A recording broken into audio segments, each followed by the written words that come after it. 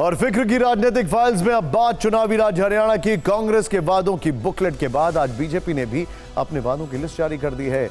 रोहतक के कार्यकर्ता सम्मेलन में बीजेपी अध्यक्ष जेपी नड्डा ने हरियाणा के लिए पार्टी का घोषणा पत्र जारी कर दिया। बीजेपी ने इसे संकल्प पत्र का नाम दिया है। इस दौरान मुख्यमंत्री नायब सिंह, केंद्रीय मंत्री मनोहर लाल समेत कई वरिष्ठ नेता भी मौजूद थे।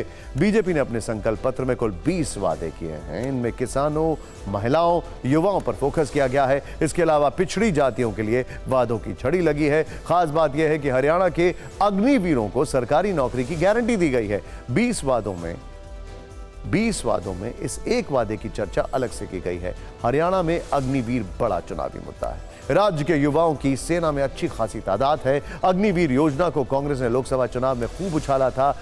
शायद इसीलिए बीजेपी ने अपने वादों में इसका जिक्र अलग से किया है। दिलचस्प यह है कि इस बार कांग्रेस ने भी अपने घोषणा पत्र को संकल्प पत्र का नाम दिया है। कांग्रेस ने बुधवार को अपने वादों की फाइल खोली थी, जिसमें हरियाणा के लोगों को 7 गारंटी दी गई थी। वहीं बीजेपी ने आज अपना संकल्प पत्र जारी किया, जिसमें 20 वादे किए।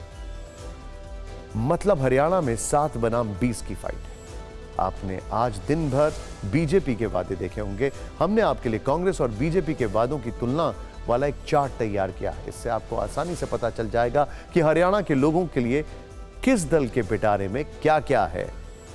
दोनों दलों का फोकस महिलाओं पर है। कांग्रेस ने जहां हर महीने महिलाओं को 2000 रुपए और 500 रुपए गैस सिलेंडर का वादा किया, वहीं बीजेपी ने 2100 रुपए की मदद और 500 रुपए में सिलेंडर का जिक्र किया।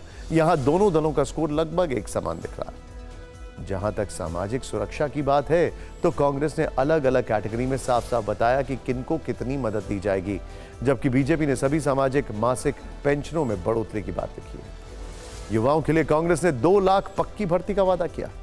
बीजेपी ने भी 2 लाख युवाओं को बिना पर्ची, बिना खर्ची पक्की सरकारी नौकरी की बात कही है।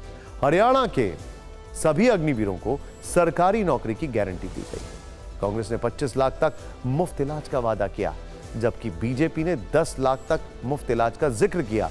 कांग्रेस ने 100 गज का प्लॉट और 2 कमरों का मकान देने का वादा किया। बीजेपी ने शहरी और ग्रामीण क्षेत्रों में 5 लाख घर देने का संकल्प लिया।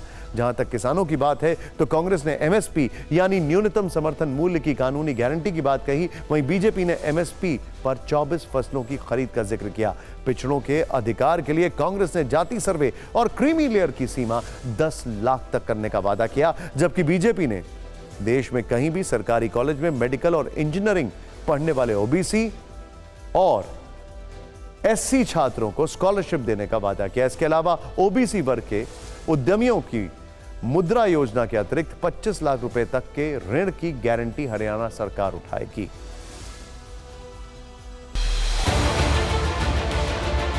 सभी महिलाओं को लाडो लक्ष्मी योजना के तहत प्रति माह 2100 रुपए का 2100 रुपए का सहायता प्रदान की जाएगी। बिना खर्चे के और बिना पर्ची के सरकारी नौकरी देने का काम 2 लाख लोगों को देंगे।